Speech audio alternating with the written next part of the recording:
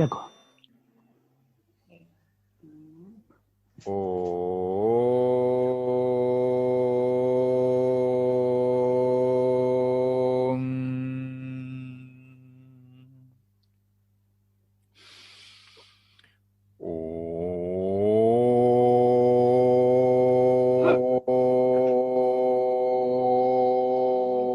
गुरु जी।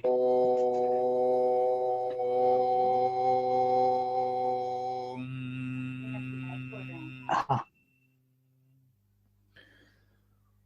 ओम श्री गणेशाय नमः। ओम श्री सरस्वत्यै नमः। ओम श्री गुरुभ्यो नमः। श्रुतिस्मृतिपुराणानाम् आलयं करुणालयं नमामि भगवत्पाद शङ्करं लोकशङ्करं।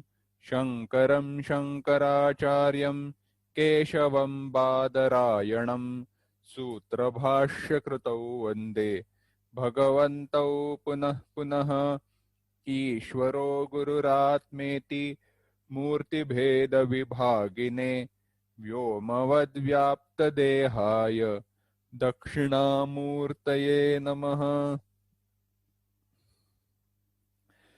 योऽन्तः प्रविश्य मम वाचमिमां प्रसुप्ताम् सञ्जीवयत्यखिलशक्तिधरस्वधाम्ना अन्यांशहस्तचरणश्रवणत्वगादीन् प्राणान् नमो भगवते पुरुषाय तुभ्यम्। वंशी विभूषितकरान्नवनीरदाभात् पीताम्बरादरुणबिम्बफलाधरोष्ठात् पूर्णेन्दुसुन्दरमुखादरविन्दनेत्रात् कृष्णात् परं किमपि तत्त्वमहं न जाने। वसुदेवसुतं देवं कंसचाणूरमर्दनं देवकी परमानंदं कृष्णं वंदे जगद्गुरुम्। तो हम भगवद गीता में चिंतन कर्मयोग का कर रहे थे। उसी चिंतन को हम आगे बढ़ाए। उसके पूर्व 37 से लेके 41वें श्लोक तक 37 एक साथ पढ़ेंगे।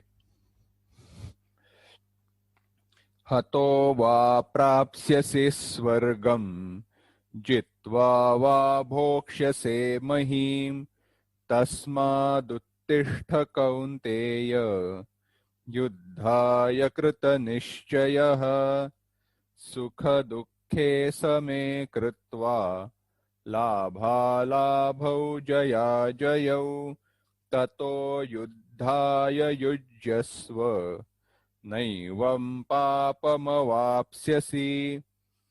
एषा ते भिहिता सांख्ये बुद्धिर्योगे त्विमां शृणु। बुद्ध्या युक्तो यया पार्थ कर्मबन्धं प्रहास्यसि नेहाभिक्रमनाशोऽस्ति प्रत्यवायो न विद्यते स्वल्पमप्यस्य धर्मस्य त्रायते महतो भयात्। व्यवसायात्मिका बुद्धिः एकेह कुरु नन्दन बहुशाखा ह्यनन्ताश्च बुद्धयो व्यवसायिनाम्।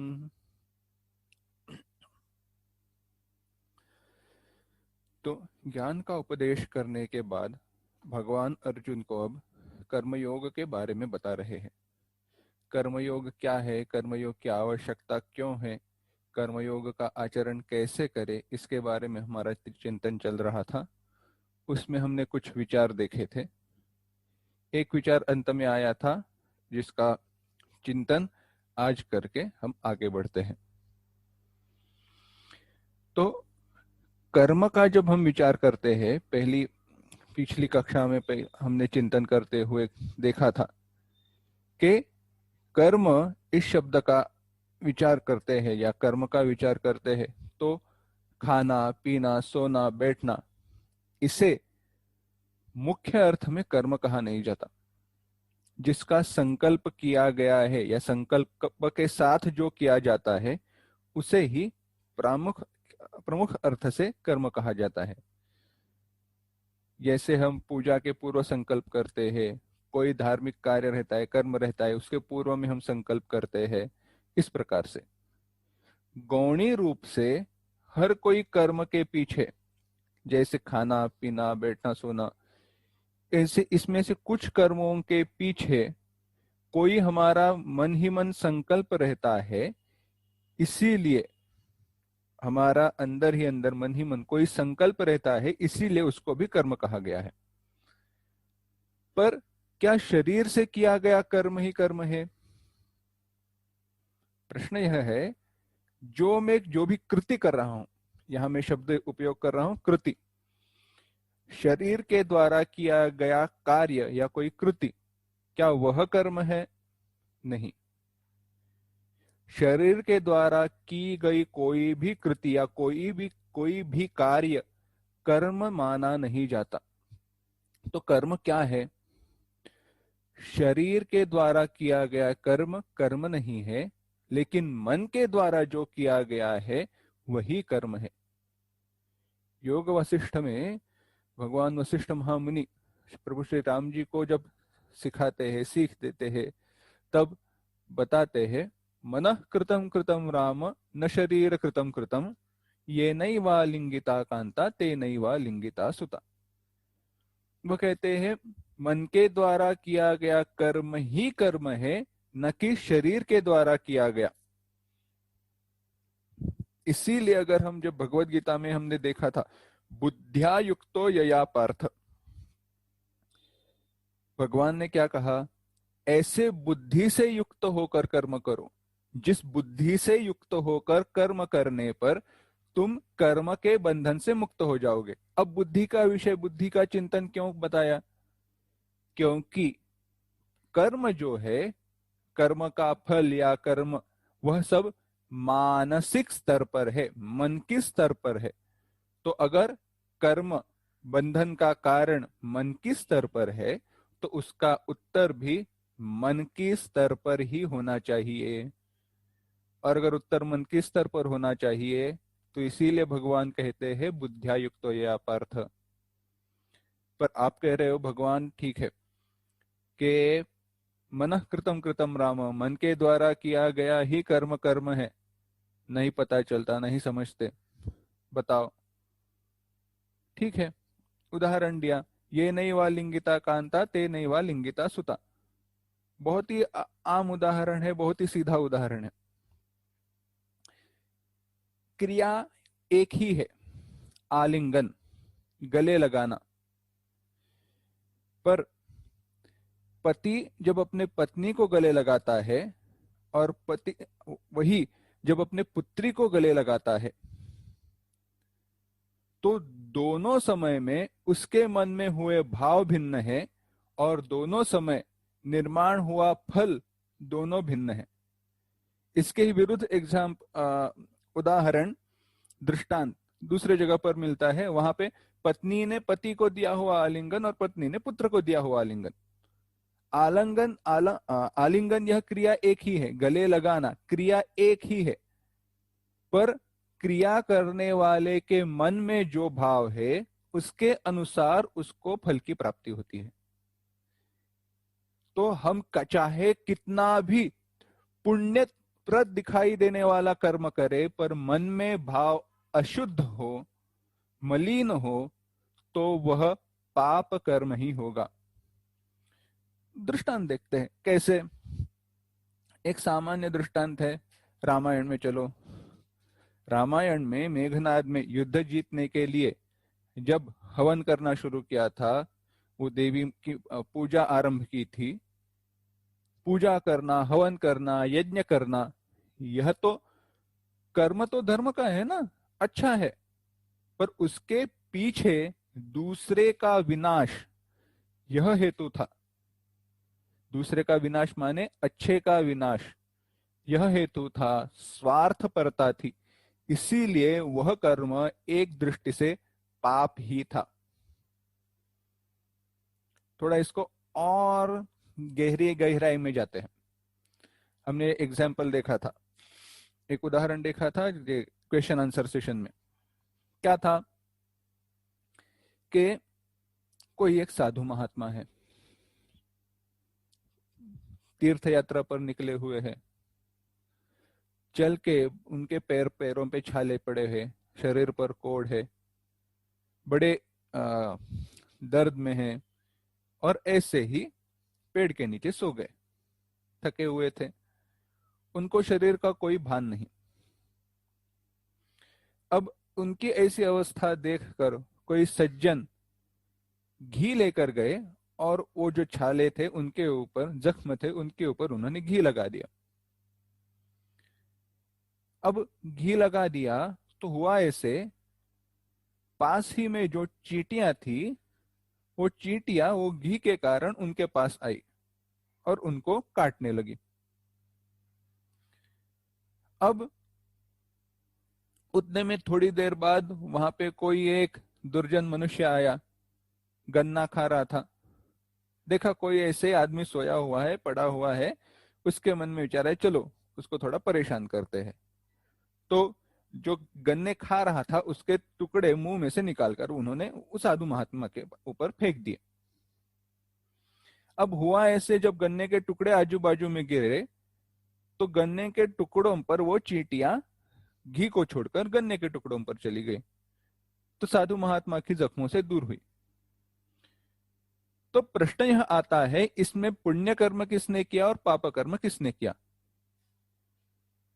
क्योंकि पहले वाले ने, अगर प्रश्न पूछा जाए कि पहले वाले ने किया हुआ कर्म पुण्य का है, अच्छा है, फिर भी परिणाम जो है वह गलत हुआ।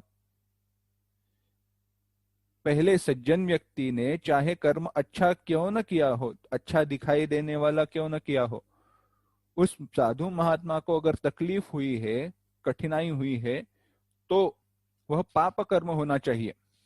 और दूसरे व्यक्ति ने अगर वो गन्ने के टुकड़े फेंके हो और गन्ने के टुकड़े फेंकने के बाद वह चींटियां उस साधु महात्मा की जख्मों को छोड़कर, उनको छोड़कर उन गन्ने के टुकड़ों पर आई हो, तो वह दिखाई देने वाला कर्म पापात्मक होकर भी उसमें उसे पुण्य फल मिल रहा है, तो वह पुण्यात्मक है।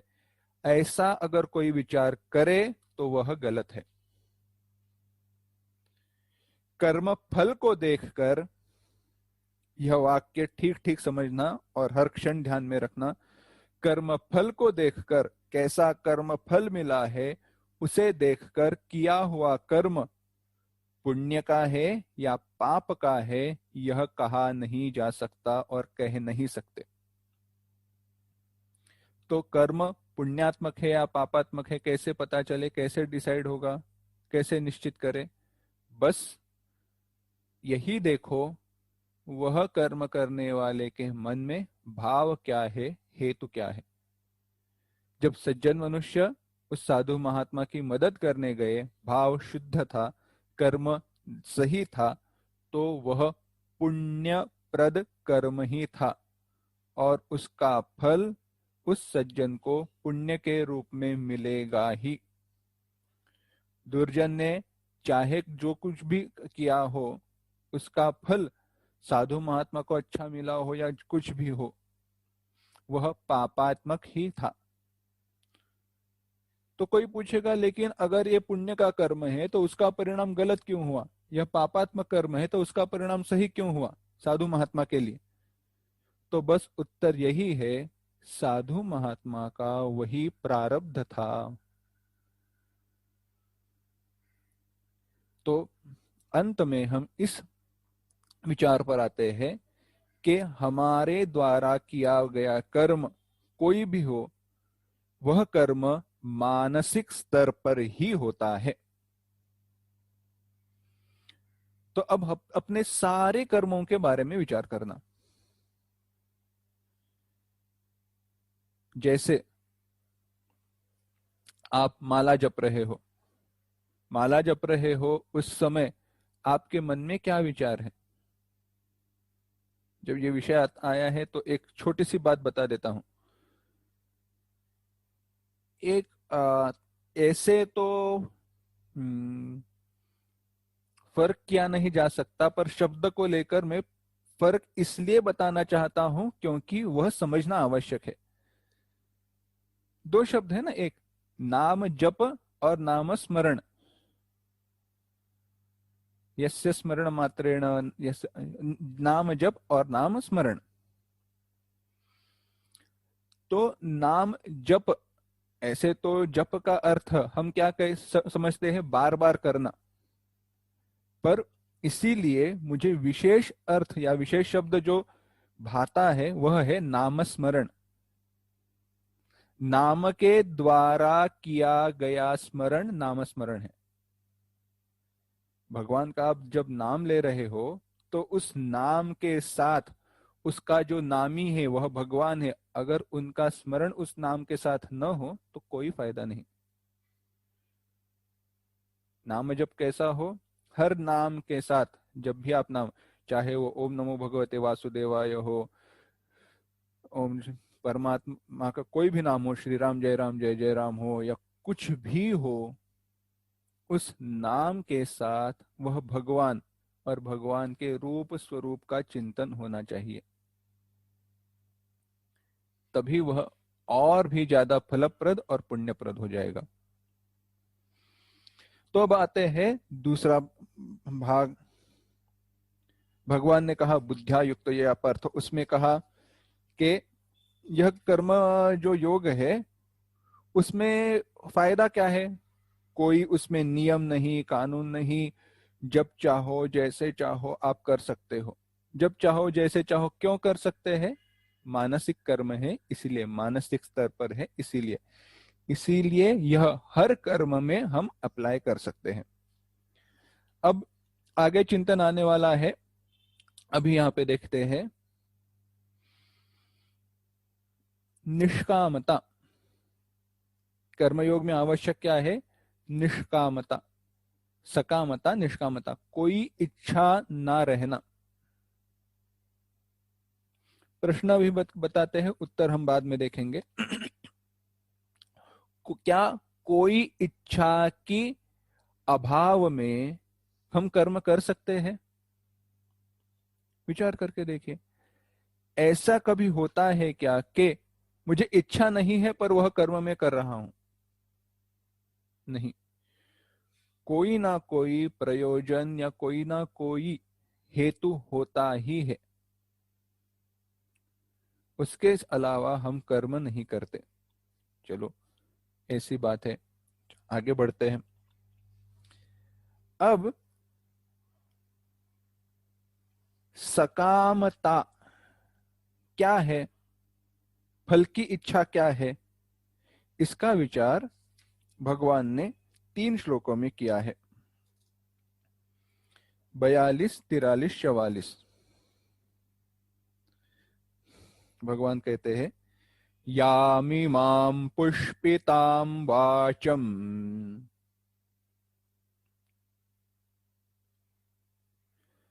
प्रवदन्त्य विपश्चितः वेदवादरताः पार्थ नान्यदस्तीति वादिनः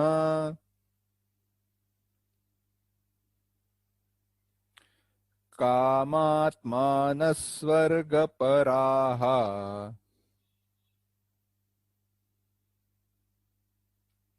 जन्म कर्म फलप्रदाम्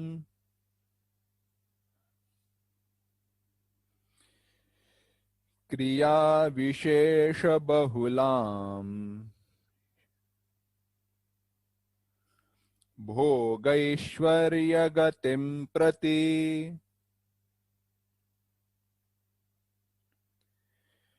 भोगैश्वर्य प्रसक्तानाम्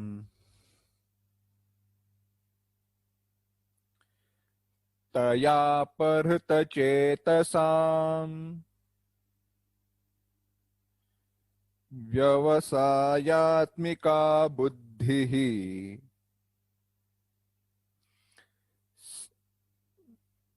समाधौ न विधीयते।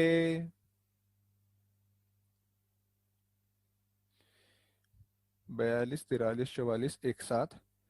यामिमां पुष्पितां वाचं प्रवदन्त्यविपश्चितः वेदवादरताः पार्थ नान्यदस्तीति वादिनः कामात्मानः स्वर्गपराः जन्म कर्म फलप्रदां क्रिया विशेष बहुलां भोगैश्वर्यगतिं प्रति भोगैश्वर्यप्रसक्तानां तया परतचेतसां व्यवसायात्मिका बुद्धिः समाधौ न विधीयते।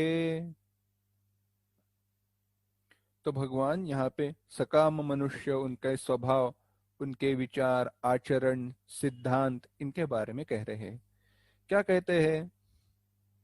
हे पार्थ, हे अर्जुन, कामात्मानः, जो अपने इच्छा के अनुसार प्राप्त किए भोगों में तन्मय, उसी में जुड़े हुए हैं, फंसे हुए हैं। वेदवादरताः, काम माने इच्छा, अपनी जो भी कोई इच्छा है उसके अनुसार आत्मान, उसमें ही रत हुए हैं। वेदवादरताः, वेदवादरताः माने कर्म फल की प्रशंसा करने वाले। आध्यात्मिक अर्थ भी है, व्यावहारिक अर्थ भी है। स्वर्गपराः, स्वर्ग ही सबसे अच्छी वस्तु है, स्वर्ग प्राप्त करो सुखी रहो, ऐसा चिंतन करने वाले। और स्वर्ग से अधिक अन्यत न अस्ति, दूसरी कोई बड़ी वस्तु नहीं है, सुखकारक श्रेष्ठ वस्तु नहीं है, ऐसे चिंतन करने वाले। इतिवादिनः, ते वह अविपश्चितः, प्रवदन्त्य विपश्चितः कहा ना, प्रवदन्ति अविपश्चितः, अविपश्चितः जो अविवेकी पुरुष है। इमाम, यह, याम जो, पुष्पिताम वाचम प्रवदन्ति, पुष्पिताम वाचम यानी मीठी मीठी बातें बोलते हैं। क्या कहते हैं? जन्म कर्म फल प्रदाम भोगैश के, मीठी बातें करते हैं माने स्वर्ग की प्राप्ति करो, सुखी रहो, कर्म करते रहो, सुखों का उपभोग लो। पर जन्म कर्म फल प्रदाम, जन्म रूपी कर्मफल देने वाली, भोगैश्वर्य गतिम प्रति, भोग ऐश्वर्य इनकी प्राप्ति के लिए क्रिया विशेष बहुलाम, बहुलाम क्रिया विशेषम, बहुत सी क्रिया विशेषों का वर्णन करने वाली वह वाणी, और उस वाणी के द्वारा तया अपहृत चेतसाम, जिनका मन अपहृत हो गया है, हरण किया गया है, ऐसे भोगैश्वर्य प्रसक्ता नाम, भोग और ऐश्वर्य की उपभोग में आसक्त हुए लोगों की समाधौ, समाधु माने यहाँ पे निर्विकल्प समाधि नहीं, यहाँ पे समाधु, समाधि इस शब्द का अर्थ है ब्रह्म या परमात्मा, परमात्मा में समाधु। व्यवसायत्मिका बुद्धि, व्यवसायत्मिका यानी निश्चयात्मिका, स्थिर बुद्धि, न विद्यते न विधीयते, नहीं रहती। तो भगवान अर्जुन से कह रहे हैं, अर्जुन, यह जो लोग हैं जो अपनी इच्छा के अनुसार प्राप्त भोगों में आसक्त हुए हैं, रममाण हो रहे हैं, कर्म फल की ही स्तुति करने वाले हैं, जिनको वेदों के वाक्य की बहुत चाह है, यानी कर्म फल प्राप्त करो, स्वर्ग में जाओ, इसी में जो रथ है, वही इसी को जो श्रेष्ठ मानते हैं, स्वर्ग से श्रेष्ठ दूसरी कोई वस्तु है नहीं, ऐसे जो मानते हैं, ऐसे अविवेकी लोग पुष्पिताम वाचम, ऐसी मीठी मीठी बातें कहते हैं। वह जो उनकी भाषा है, वह मीठी मीठी बातें है, वह कर्मफल रूपी, ये जन्म रूपी कर्मफल देने वाली भोग ऐश्वर्य के प्राप्ति के लिए बहुत सारे क्रियाओं का वर्णन करने वाली है। और इस भाषा के कारण, इस वाणी के कारण जिनका मन आकृष्ट हुआ है, यानी आकर्षित हुआ है, जो भोग और ऐश्वर्य में रत हुए हैं, आसक्त हुए हैं, ऐसे लोगों की परमात्मा के विषय में बुद्धि स्थिर नहीं होती। बहुत बड़ी बात बताई है पर बहुत छोटी है, बहुत आसान है। एक मिनट,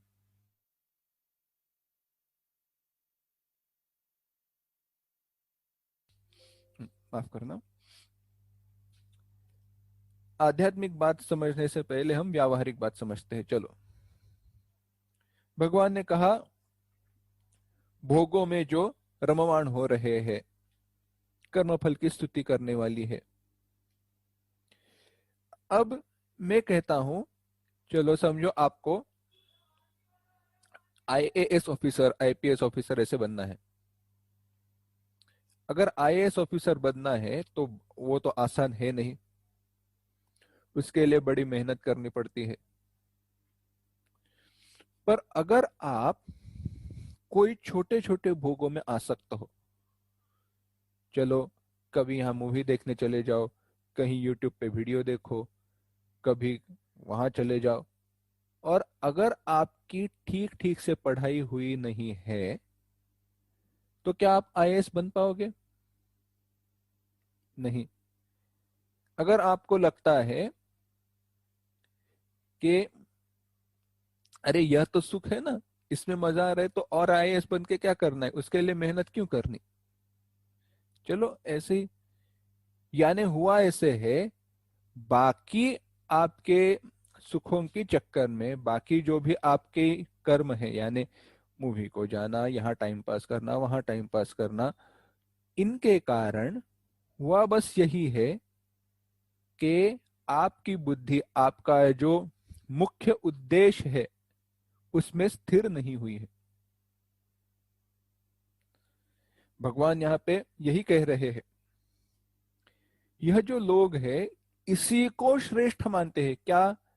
स्वर्ग की प्राप्ति करो। हम क्या कहते हैं? श्रेष्ठ क्या है? पैसे कमाओ, सुखी रहो। पर प्रश्न यह है, क्या धन की प्राप्ति से हम सुखी हुए हैं? बस एक बात बताता हूं, उसको समझना तो यह सारे जो श्लोक है समझ में आएंगे। कई बार लोगों कहते हैं, अरे ये क्या कहते हैं, भगवत गीता वगैरह मत पढ़ो, क्या कहते हैं? वह कहते हैं पैसे ना कमाओ, ये मत करो, ऐसे मत करो, आपको वो आलसी बनाते हैं। मैं उनको कहता हूं, बस ठीक है,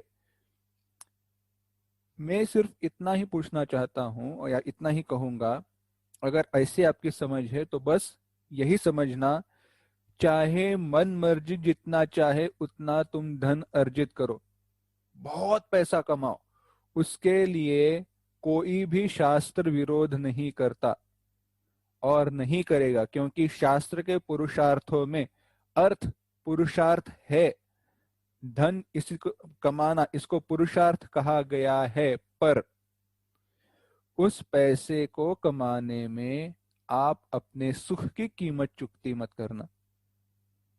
सुख को बेचकर पैसा मत कमाना।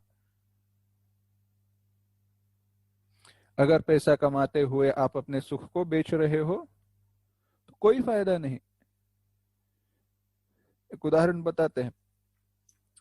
एक आदमी ऐसे ही बैठा था समंदर के किनारे, शान से बैठा हुआ था। कोई एक नया नया इंडस्ट्रियलिस्ट, नया नया मैनेजमेंट पढ़ा हुआ व्यक्ति वहां से जा रहा था। बोले कैसा आदमी है, आराम से बैठा हुआ है, क्या कर रहा है? उसको बहुत गुस्सा आया। वो कहा ऐसे लोग हैं इसलिए दुनिया आगे नहीं बढ़ रही। वो गया, उस आदमी को टोका, सर जी क्या कर रहे हो? मैंने कहा मैं सोया हुआ हूँ। नहीं नहीं, मैं पूछता हूँ दिन में क्या करते हो? वो कहता हूँ जाता हूँ, मच्छी पकड़ कर लाता हूँ, बेच कर जो भी पैसा मिलता है उसमें मेरा दिन चल जाता है।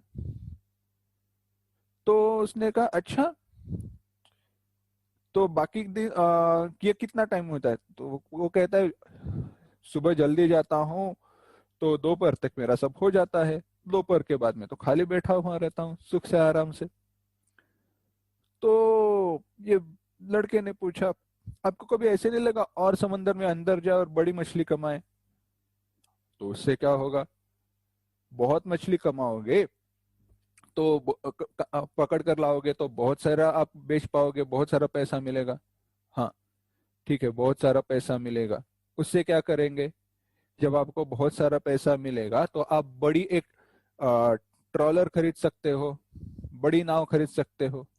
अच्छा ठीक है, बड़ी नाव खरीद सकते हो तो क्या होगा? जब बड़ी नाव खरीद सकते हो तो और कुछ दिनों तक आप समंदर में रह सकते हो, वहां से मछली पकड़ कर ला सकते हो, वह बेच सकते हो, तो आपको और ज्यादा पैसा मिलेगा। अच्छा, और ज्यादा पैसा मिलेगा, उसके बाद क्या? तो उतना पैसा मिलेगा तो आपको जाने की आवश्यकता नहीं है, आप लोगों को भेज दोगे। पर लोगों को भेज दोगे तो होगा क्या? वो तुम्हारे लिए काम करेंगे। हाँ, वो मेरे लिए काम करेंगे, तो आपको थोड़ा उनको पैसा देना पड़ेगा लेकिन बहुत सारा पैसा आपको मिलेगा। तो और वो ज्यादा पैसा मिलेगा, उससे मैं क्या करूं? उससे आप एक मैनेजर रखो। अच्छा, मैं मैनेजर रखूंगा, आपकी कंपनी हो जाएगी। तो उसके बाद क्या होगा? उसके बाद क्या है, मैनेजर देखने वाला है, पैसा तो अभी इन्वेस्टेड है, पैसा मिलने वाला है, तो आप शांति से पड़े रहोगे। तो मैं अभी क्या कर रहा हूं? अभी तो मैं सुखी सुख शांति से पड़ा हुआ ही हूं ना। तो इतना सब करने के बाद अगर वही फल मुझे मिलना है, वही फल मैं प्राप्त करने वाला हूं, तो अभी ये ऐसी व्यर्थ की चिंता क्यों करूं? यही बात है, सुख को बेचकर पैसा मत कमाओ, या ऐसा पैसा कमाते वक्त अगर आपको दुख की प्राप्ति हो तो उसमें बुरा मत मानना। कुछ पाने के लिए कुछ खोना पड़ता है। अगर उतना पैसा आप कमाना चाहते हो तो कुछ ना कुछ तो अपना गंवाना पड़ेगा ना। बस यही बात समझना।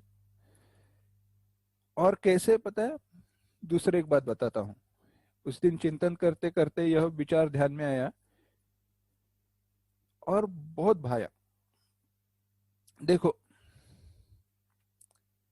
समटाइम्स द प्रॉब्लम्स और क्वेश्चंस आर नॉट हार्ड और डिफिकल्ट, मतलब कभी कभी ना कई सवाल, कई कठिनाइयां, कष्ट बड़े नहीं रहते। कोई भी प्रश्न कभी बड़ा नहीं रहता। ऐसे लगता है अरे इसके ऊपर हल कैसे निकाले, इसका उत्तर क्या होगा। मैं कहना चाहता हूं, कई बार ऐसे होता है कि प्रश्न कठिन नहीं होता, पर उसके ऊपर का जो उत्तर है वह हमारे पास होने पर भी हम उसको एक्सेप्ट नहीं करते, इसलिए वह डिफिकल्ट है। बहुत आसान सा सॉल्यूशन रहता है, वह हमारे पास रहता है, पर होता यह है, वह जो उत्तर है, that solution is not favourable to us. वो मुझे चाहिए वैसा नहीं है, इसलिए मैं नहीं, यह उत्तर मुझे नहीं चाहिए। क्यों? बस यही विचार करो। कर्मयोग के चिंतन का हेतु यहां से है। जब सकामता का विचार आया तो निष्कामता का विचार आने ही वाला है। तो सकामता निष्कामता, उनमें भेद क्या है, दोष क्या है, गुण क्या है, इनका चिंतन करते हैं। फिर से एक बार कहूंगा, कोई भी शास्त्र आपको प्रगति से, प्रोग्रेस से दूर नहीं रख रहा। अगर उनको वैसे करना होता तो शास्त्र में आयुर्वेद इत्यादियों का धनुर्वेद शास्त्र इत्यादियों का चिंतन नहीं होता था। स्थापत्य कला, स्थापत्य शास्त्र, इनका अगर आप विचार करो तो कई गहरा है। अगर आप चिंतन करो, यहाँ पे हमें हमें आदि शंकराचार्य जी के आ, माता की जगह का, मतलब जो उनका जन्मभूमि है कालड़ी, वहीं के पास से दूसरा एक जगह है वेलियनाड करके, जहाँ पे उनके माँ का घर है, उनका माँ के साइड से आया हुआ। तो वह घर जो है, तो अभी उसका ये चालू है उनका, मतलब प्रिजर्वेशन वगैरह वो सब कर रहे हैं। तो जब प्रिजर्वेशन की बात आई थी, तो वहां पे जो आए थे लोग, हेरिटेज ऑफ इंडिया वाले वगैरह, तो उनकी बात उन्होंने बताई। उन्होंने कहा इस घर को जैसे है वैसे ही रखो, क्योंकि उसका जो छत्ता है, इसके जो जो लकड़े एक दूसरे में फिक्स किए हैं, वो इस प्रकार से किए हुए हैं कि अगर आप उनको निकाल कर आप अब फिक्स करने जाओ तो आप कर नहीं पाओगे। यानी उनका जो लॉकिंग मैकेनिज्म है, उनको फिक्स करने की जो तरीका है, पद्धति है, वह ऐसी है कि अब आप चेंज नहीं कर पाओगे। अगर ये प्रोग्रेस नहीं है तो और क्या है। पर कहां पे हमारा दोष है? दोष यहीं पर है, एक बार हमें कोई फल मिलने पर फिर से वही फल मिले, यह हमारे मन में इच्छा निर्माण होती है। इच्छा के बिना कोई भी कर्म नहीं होता। पहले एक बताते हैं, इच्छा के बिना कोई भी कर्म नहीं होता, परंतु जैसे कर्म के अनुसार कर्म का फल निश्चित है, वैसे ही इच्छा के अनुसार उसके परिणाम निश्चित है।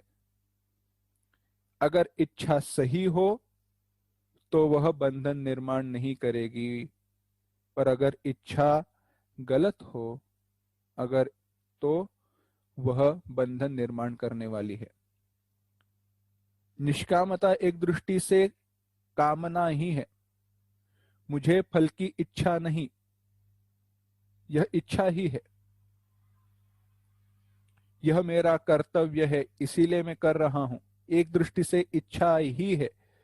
पर ऐसी इच्छा नई इच्छा को, आसक्ति को जन्म नहीं देती। आसक्ति क्या है? जो कभी भी आ सकती है वही आसक्ति है। ऐसी इच्छा जो कभी भी आए वह आसक्ति है।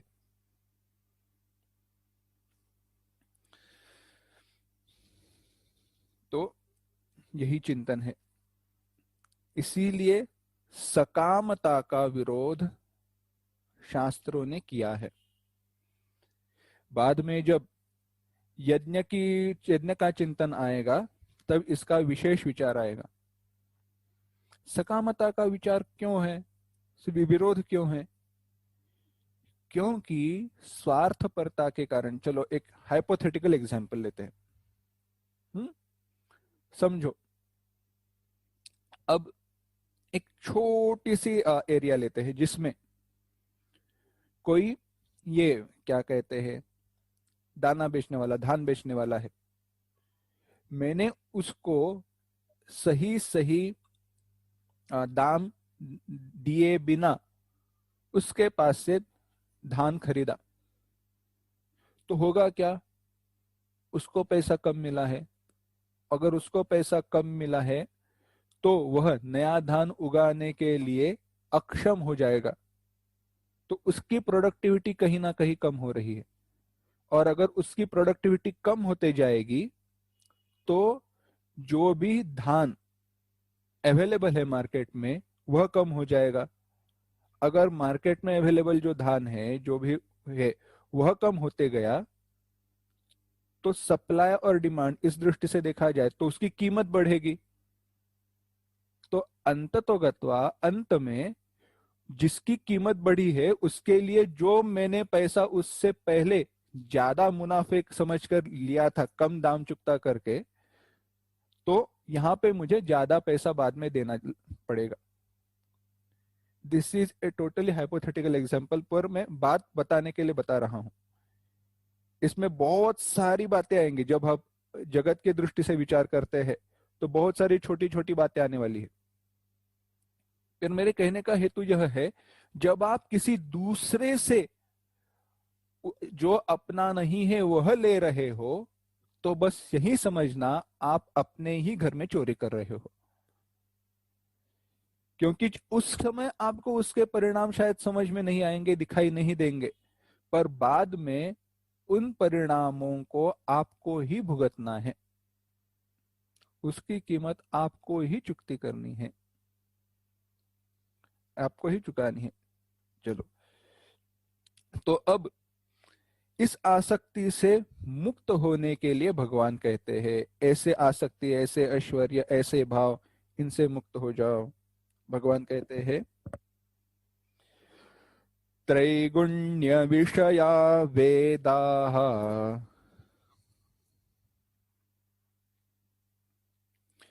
निस्त्रैगुण्यो भवार्जुन निर्द्वन्द्वो नित्यसत्त्वस्थः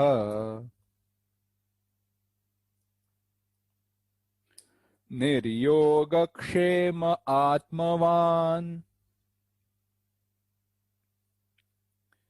एक साथ, त्रैगुण्य विषया वेदाः निस्त्रैगुण्यो भवार्जुन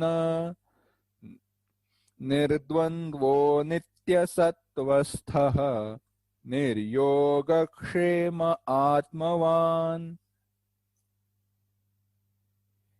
यह सब किसके लिए? तो मन की शांति के लिए। भगवान ने कहा, व्यवसायत्मिका बुद्धि समाधो न विधीयते। परमात्मा की में उसकी व्यवसायत्मिका, निश्चयात्मिका बुद्धि नहीं रहती। मैं आपको सामान्य भाषा में, परमात्मा वगैरह हुए तो बात रहने दो, परमात्मा में मन स्थिर होना वगैरह वो तो बात है ही।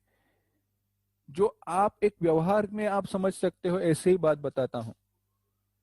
दिन भर काम करने के बाद या साल भर काम करने के बाद अगर आप रात में शांति से सो नहीं पा रहे हो, पैसा मिलने के बाद भी अगर आप शांति से सो नहीं पा रहे हो, तो क्या वह कर्म अच्छा है या बुरा है?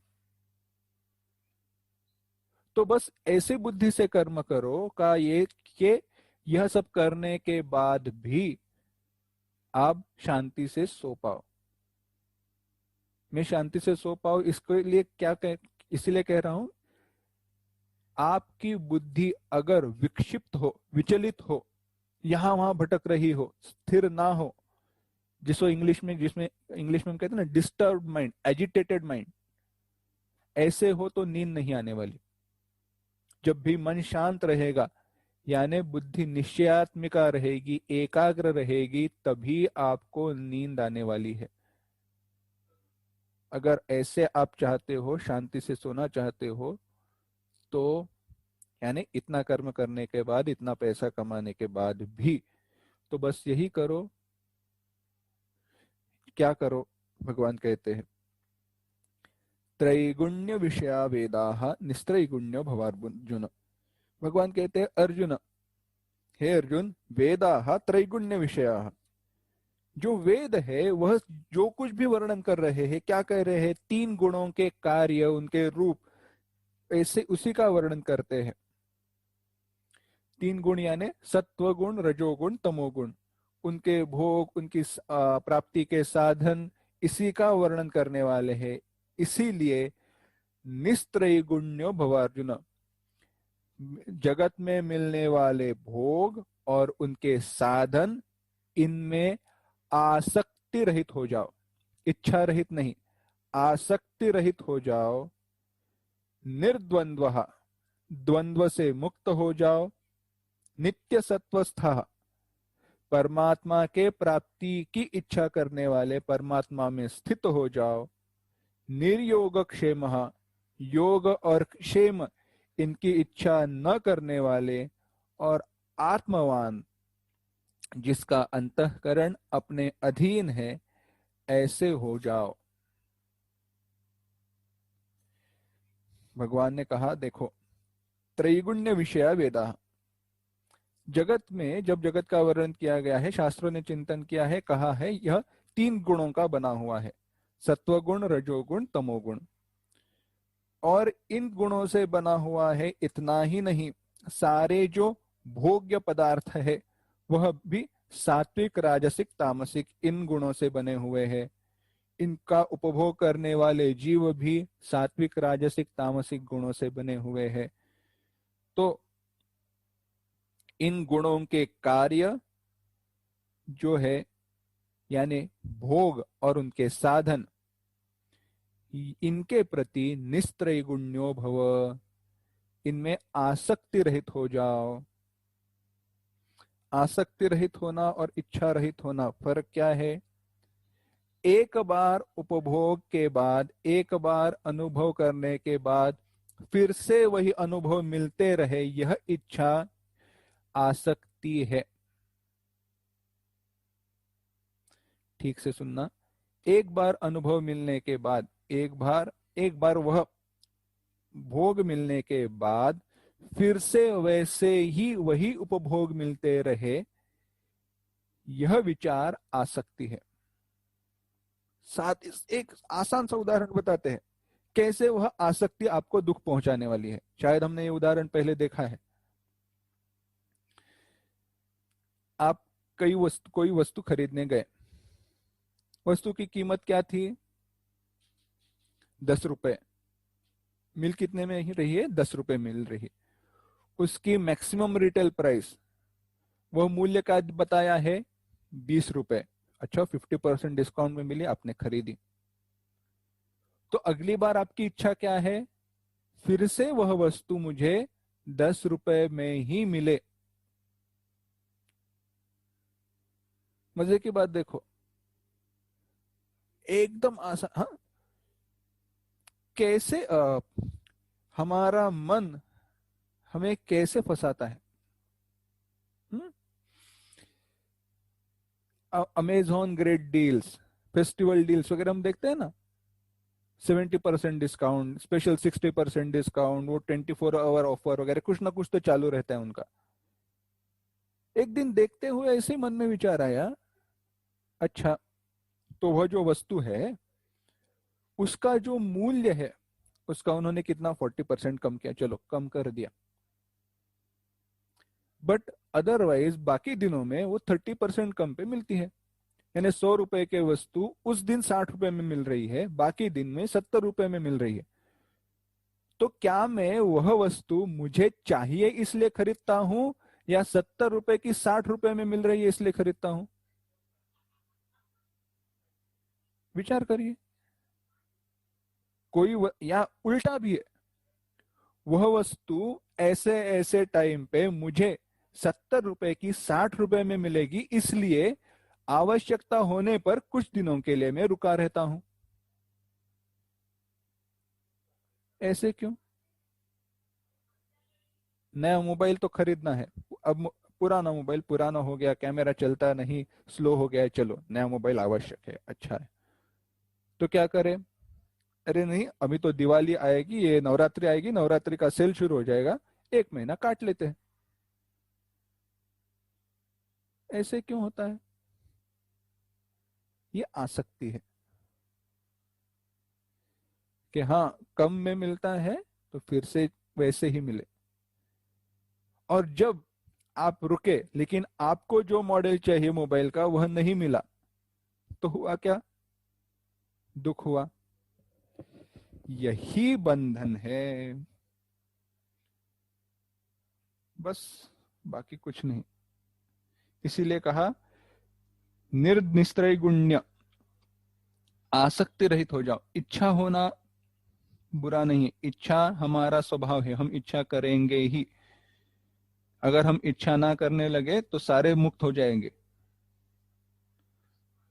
पर इच्छा रहेगी ही।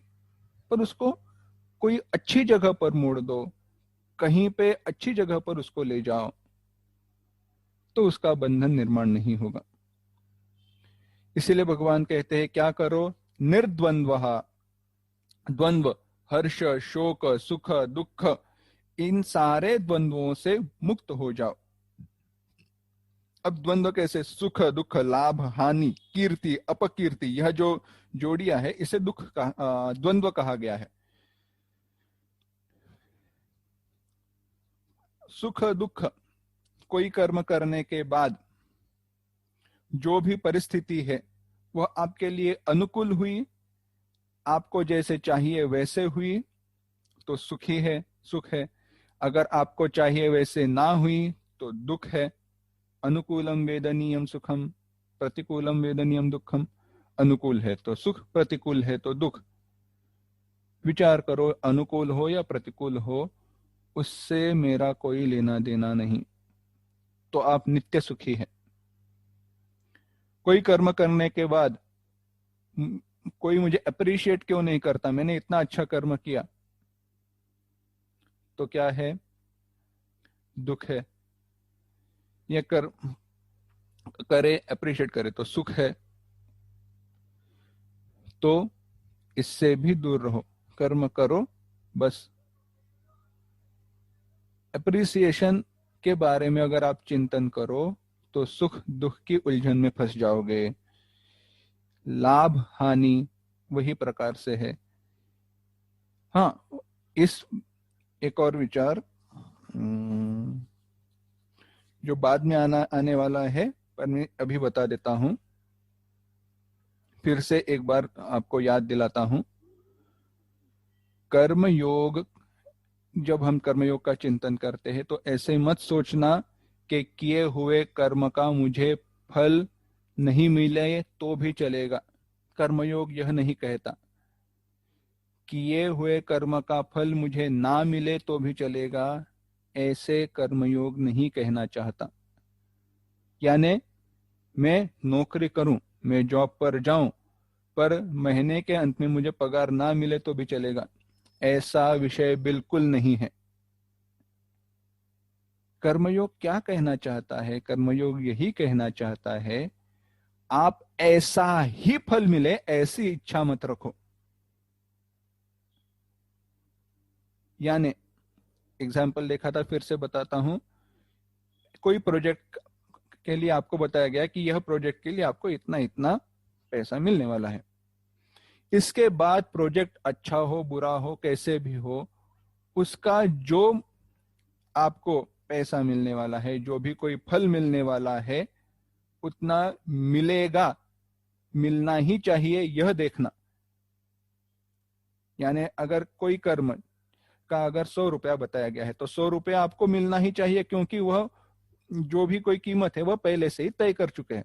पर अच्छा किया इसलिए मुझे 10 रुपए ज्यादा मिलेंगे, ऐसी इच्छा मत रखना। अगर वह इच्छा आए तो बंधन है, वह इच्छा आए तो बंधन है। यही कर्मयोग का विचार है।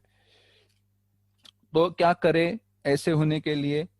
नित्य सत्वस्थ, हर क्षण परमात्मा का चिंतन करो, और निर्योग क्षेम आत्मवान। निर्योग क्षेम, योग और क्षेम इनकी इच्छा न करने वाले हो जाओ, और आत्मवान, अपने अंतःकरण पर विजय प्राप्त करने वाले हो।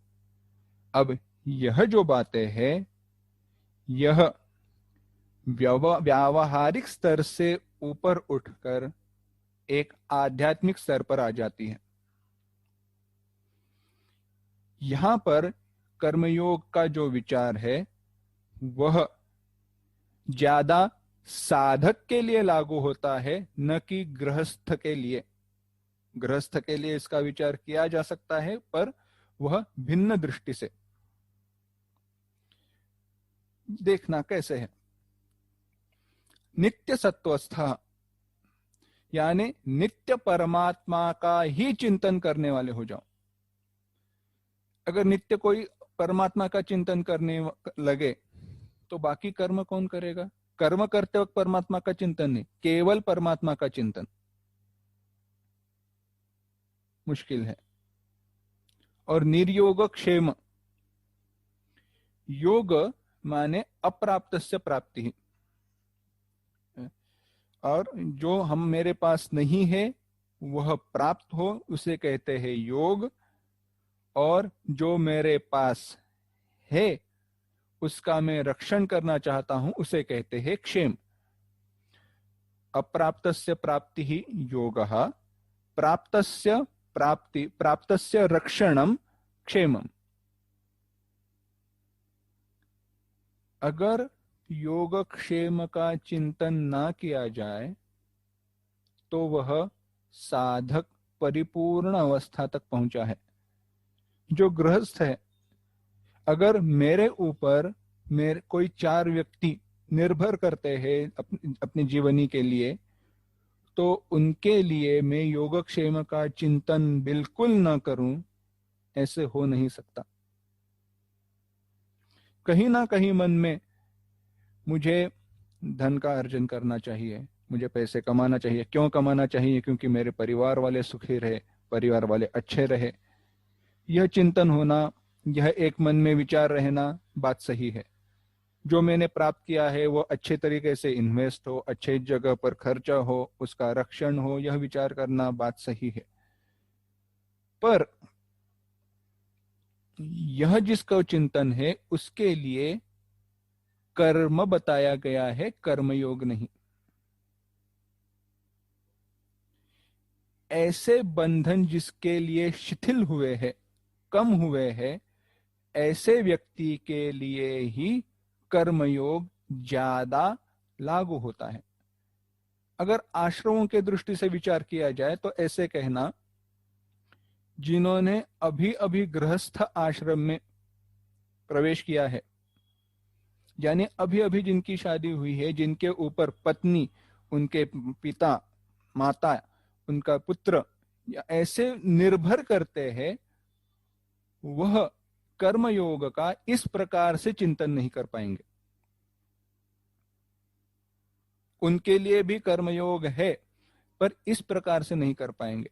वह ये नहीं कह सकते पैसे मिले ना मिले अल्लाह मालिक, नहीं चलेगा। उनके लिए उनकी रक्षा उनका कर्तव्य है, तो उनको कर्म करना ही पड़ेगा। उनके लिए ये योगक्षेम की चिंता छोड़ दो, ऐसे नहीं कह सकते। पर योगक्षेम की चिंता वह कैसे छोड़ सकते हैं? मैं तो कर्तव्य मेरा करूंगा ही, मेरा जो कुछ भी कर्तव्य है मैं वह पूर्ण करूंगा, पर जो भी उचित फल है वह भगवान देखेंगे। मेरे ऊपर 4 लोग निर्भर है, डिपेंडेंट है, पर मैं ऐसे ही बैठा हुआ हूं, क्यों? भगवान देख लेंगे। मूर्खता है। अगर भगवान सच में चाहते तो आकर कान के नीचे बजा कर चले जाएंगे। मैंने ये नहीं कहा है, जो कर्तव्य तुम्हें करना है, जो तुम्हारे लिए कर्म अभी लागू हो रहा है वह करो, बस ये। पर योगक्षेम का चिंतन वह व्यक्ति कैसे छोड़े? क्योंकि हम में से कई सारे लोग या जगत में बहुत सारे लोग ऐसे कर्तव्य कर्म करने में ही फंसे हुए हैं। तो पहले जैसे कहा था वैसे ही योगक्षेम का चिंतन इस प्रकार से छोड़ सकते हैं कि अपना कर्तव्य करने के बाद जो भी योग है और क्षेम है वह भगवान देखेंगे। क्योंकि अगर मुझे बहुत अच्छा फल मिलने वाला है तो भी भगवान देंगे, और ना मिलने वाला हो तो भी जो है वह भगवान देख लेंगे। क्योंकि एक बात ठीक से समझना, भगवान सबको सब कुछ नहीं देते और हर एक को कुछ ना कुछ दिए बिना नहीं छोड़ते।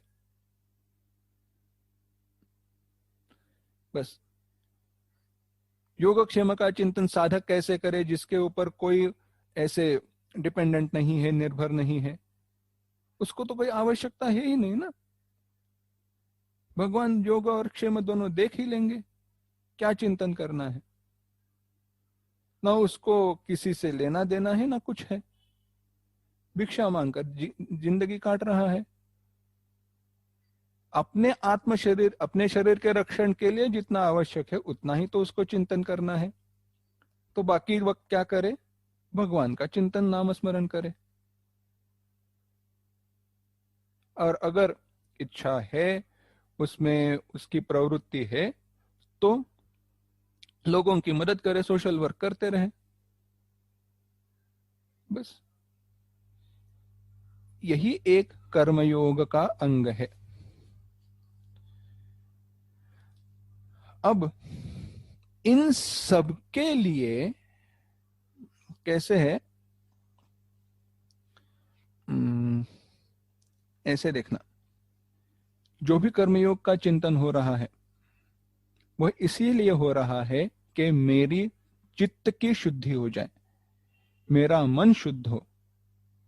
मन शुद्ध हो माने क्या? मन शुद्ध हो माने मेरे मन में जो भी गलत विचार आते हैं उन विचारों का परसेंटेज कम हो जाए, जो भी अधार्मिक प्रवृत्ति है वह नष्ट हो जाए। अब पिछले श्लोक में, यह जो 45वां श्लोक था, उसमें अर्जुन से भगवान ने यह कहा कि यह सारा जो वेद है वह 3 गुणों के कार्य का प्रतिपादन करने वाले हैं। भोग, ऐश्वर्य, भोगासक्ति, इनका सबका वर्णन करने वाले हैं। तो इन भोगों से, उनके साधनों से आसक्ति रहित होकर ब्रह्म ज्ञान का जो महत्व है वह अब भगवान बता रहे हैं, जो सबसे श्रेष्ठ हेतु है। चित्त शुद्धि किसके लिए? ब्रह्म ज्ञान के लिए। ब्रह्म ज्ञान क्यों? फल देखो तो पता चलेगा। 47वां श्लोक, यावानर्थ उदपाने सर्वतः संप्लुतोदके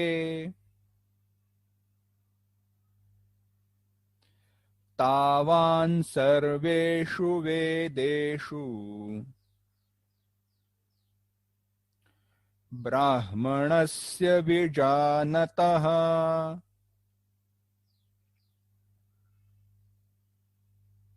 एक साथ, यावानर्थ उदपाने सर्वतः संप्लुतोदके तावान् सर्वेषु वेदेषु ब्राह्मणस्य विजानतः। भगवान कहते हैं सर्वतः संप्लुतोदके। विचार करो, कोई व्यक्ति कहां पे रह रहा है? दाल लेक में, यानी कोई ऐसा बड़ा जलाशय है, उसके बीचों बीच उसका घर है, यानी आजू बाजू में पानी भरा हुआ है। सर्वतः संप्लुतोदके। और तावान, तावान, सर्वेषु वेदेषु, सारे वेदों में, ब्राह्मणस्य विजानतः, जो ब्रह्म जानता है। अर्थ यही है, ऐसा बड़ा जलाशय पास में होने पर कोई मनुष्य एक घट भर पानी या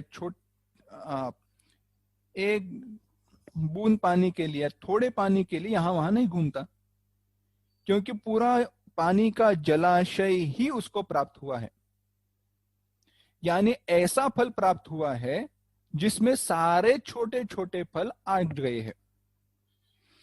ऐसे होने पर, ऐसे फल की प्राप्ति होने पर क्या छोटे छोटे फल के लिए आप इच्छा करेंगे, फलों की इच्छा करेंगे? नहीं।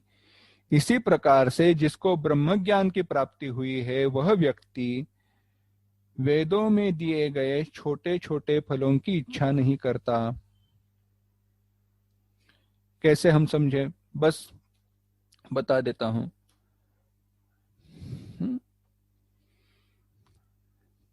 बहुत पहले यह उदाहरण बताया था। आपके सामने मेरे हाथों में 2 नोटों की गड्डियां हैं। एक है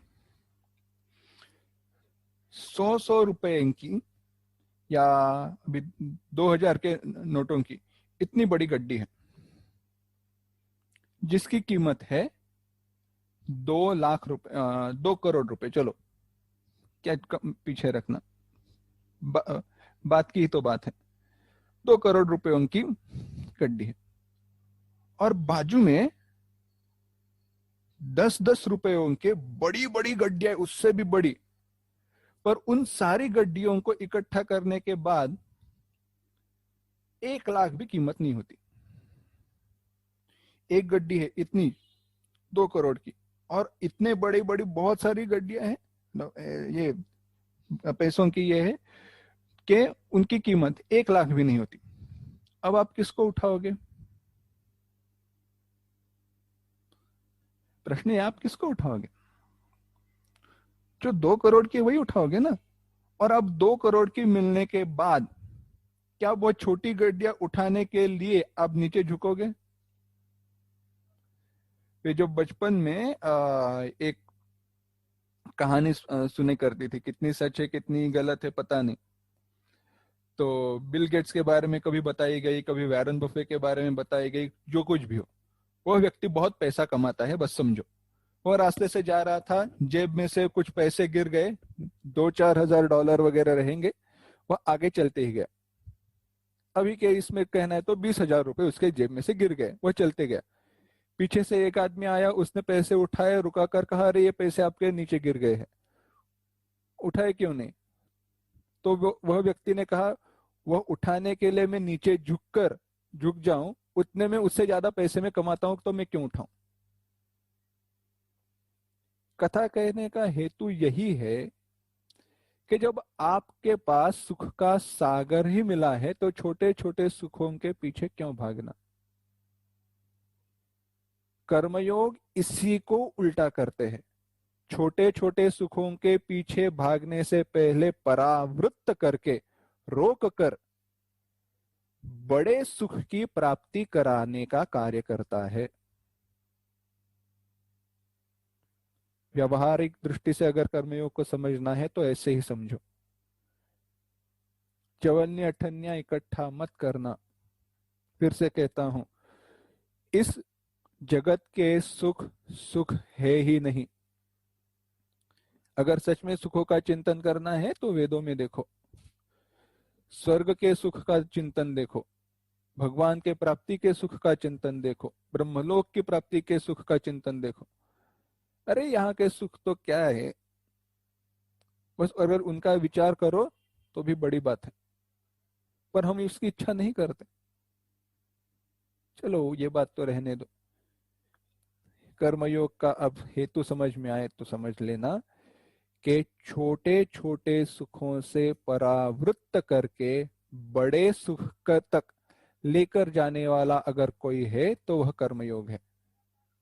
क्या कहता है कर्मयोग? कहता है, 47वां श्लोक देखना, कर्मण्येवाधिकारस्ते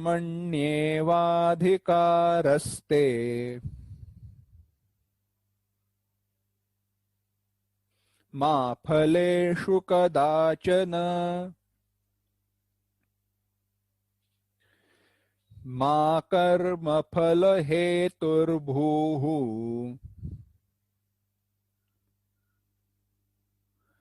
मा ते संगोस्त्वकर्मणि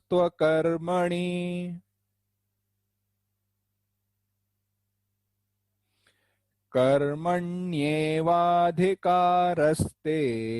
मा फलेषु कदाचन मा कर्मफल हेतुर्भूः मा ते संगोस्त्वकर्मणि। बहुत बार बताया जाने वाला, उद्धृत किया जाने वाला श्लोक है, पर बहुत बार इसका अर्थ गलत तरीके से समझाया जाता है, बताया जाता है। मुझे भी बहुत समय जाना पड़ा, जब परंपरा के दृष्टि से, परंपरागत गुरुजनों से जब इसको सीखा तो पता चला अब तक जो मैं इसका अर्थ समझता था वह अर्थ है ही नहीं। सामान्यता से कर्मण्येवाधिकारस्ते मा फलेषु कदाचन, शब्दों के चिंतन में तो हम आएंगे ही, हर अर्थ देखेंगे। कहते क्या है? तुम्हारा कर्म करना ही तुम्हारा अधिकार है, फल की इच्छा करना नहीं। ऐसे बताया जाता है ना, फल की इच्छा मत करो, कर्म करो। सामान्य दृष्टि, अगर एक दृष्टि से देखा जाए वाक्य सही है, पर इनका जो अर्थ समझा जाता है या हमारे समझ में आता है वह गलत होता है। क्या है, भगवान क्या कहते हैं? कर्मणि एव ते अधिकारः। अर्जुन, तुम्हारा अधिकार किस में है? केवल कर्म करने में ही है। मा फलेषु कदाचन, फलेषु कदाचन मा, फल में नहीं है। कर्म फल हेतु मां भू, कर्म की फल का हेतु तुम न होना। माते संगोस्त्व कर्मणि, और कर्म बिल्कुल न करने के बारे में भी तुम्हारी आसक्ति न होनी चाहिए। क्या क्या बातें कही? कर्मण्येवाधिकार से, तुम्हारा अधिकार किसमें है? कर्म करने में तुम्हारा अधिकार है। मा फलेषु, फल की इच्छा में, फल मुझे ये मिले इसमें तुम्हारा अधिकार नहीं है। तुम्हारा अधिकार क्या है? केवल कर्म करने में है। यह मुझे फल मिले उसमें नहीं है, क्योंकि मेरे किए गए कर्म का मुझे क्या फल मिले, यह केवल मेरे कर्म पर निर्भर नहीं करता। जैसे उदाहरण देखते हैं, समझो, शेयर मार्केट का उदाहरण लेते हैं। कोई मेरे पास कोई कंपनी के शेयर्स हैं। अब वो शेयर जब मैं खरीदता हूं और बाद में बेचना चाहता हूं, तो मैं ये नहीं कह सकता कि जब बेचूंगा तो ऐसी ही कीमत मिले, ऐसी मिले, अब मिले, क्योंकि केवल तुम ही खरीदने बेचने वाले नहीं हो, बहुत सारे लोग हैं। तो उसके अनुसार उन शेयर्स की कीमत बदलते रहती है ना। यानी मैं कर्म करूं और उसके बाद ऐसे नहीं कह सकता कि ऐसी ही कीमत होनी चाहिए।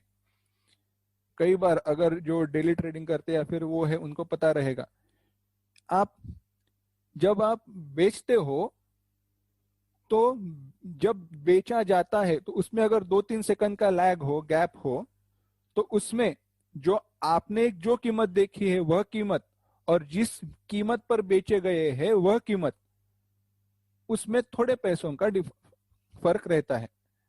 शायद आपने देखा रहेगा 1290 रुपये 50 पैसे, लेकिन बेचा जाएगा 1291 रुपये या 90 रुपये। 50 पैसा कम भी हो सकता है, 50 पैसा ज्यादा भी हो सकता है। यानी हुआ क्या, आपने एक फल की इच्छा से कर्म किया, पर मिला हुआ फल कुछ भिन्न ही है। क्यों हुआ? क्योंकि बाकी बहुत सारी चीजें उसमें फंसी हुई है ना। केवल आपके ही कर्म के अनुसार आपके फल तय नहीं हो रहा।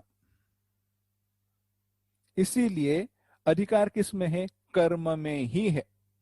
कैसा फल मिले, कब मिले, यह भगवान अपनी उस जीव के प्रारब्ध के अनुसार निश्चित करके उसे देते ही है। इसीलिए कहा, ऐसी फल की इच्छा मत करना। कर्म फल की इच्छा ना करना माने इस प्रकार से मुझे कर्मफल ना ही मिले, ऐसा अर्थ बिल्कुल नहीं है। तो आगे क्या कहते हैं? मां कर्म फल हेतुर्भूः। इसका हम चिंतन अगली बार और डिटेल में करेंगे। कर्म के फल का हेतु, कर्म के फल का कारण तुम मत बनो। यानी क्या करो? निष्कर्मता तक पहुंच जाओ। वे निष्कर्मता तक कैसे पहुंचना है, क्या है, इसका विचार हम अगली बार करेंगे। और एक महत्वपूर्ण बात कहते हैं, माते संगोस्त्व कर्मणि। कर्म बंधन कारक है, कर्म बंधन निर्माण करता है, इसलिए मैं कर्म करूंगा ही नहीं, यह सोच बिल्कुल गलत है अर्जुन।